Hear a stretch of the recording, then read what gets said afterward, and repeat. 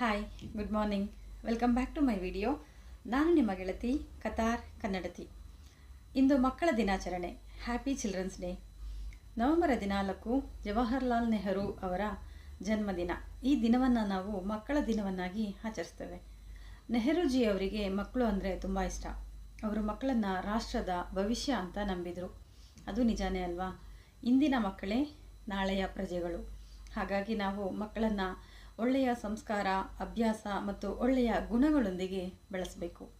ಗಿಡವಾಗಿ ಬಗ್ಗದ್ದು ಮರವಾಗಿ ಬಗ್ಗೀತೆ ಅಂತ ಹೇಳ್ತಾರೆ.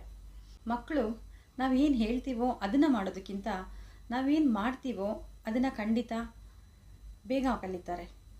ಫಾರ್ ಎಕ್ಸಾಂಪಲ್, ನಾವು ಪ್ರತಿದಿನ ಒಂದು 10 ನಿಮಿಷ ಯೋಗ ಮಾಡ್ತೀವಿ ಅಥವಾ ಬುಕ್ ಓದ್ತೀವಿ ಅಂದರೆ ಅದನ್ನು ಪ್ರತಿದಿನ ನೋಡೋ ಮಕ್ಕಳು ಕೂಡ ಕಲಿತಾರೆ. ಅದನ್ನು ಅಭ್ಯಾಸವಾಗಿ ಬೆಳೆಸ್ಕೊಳ್ತಾರೆ. ನಾವು ಅವರಿಗೆ ಫೋರ್ಸ್ ಮಾಡೋದೇ ಬೇಕಾಗಿಲ್ಲ.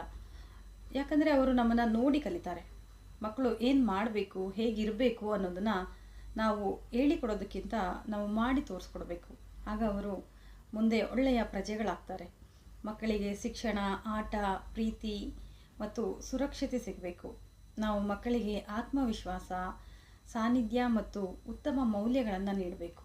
ಮಕ್ಕಳು ಕೇಳಿದ ಪ್ರಶ್ನೆಗಳಿಗೆ ಉತ್ತರ ನೀಡಿ ಅವರ ಕಲ್ಪನೆಗೆ ಬೆನ್ನು ತಟ್ಟಿ ಅವರನ್ನು ತಮ್ಮದೇ ಆದ ಮಾರ್ಗದಲ್ಲಿ ಬೆಳೆಸೋಣ. ಪ್ರತಿ ಮಗುವಿಗೂ ಪ್ರೀತಿಯ, ಗೌರವದ ಮತ್ತು ಶಿಕ್ಷಣದ ಹಕ್ಕು ಸಿಗಲಿ. ಮಕ್ಕಳಿಗೆ ಸ್ವಾತಂತ್ರ್ಯ ಮತ್ತು ಪ್ರೋತ್ಸಾಹ ಕೊಡಿ. ಅವರು ನಮ್ಮ ನಾಳೆಯ ನಾಯಕರು. Happy children's day. Thank you.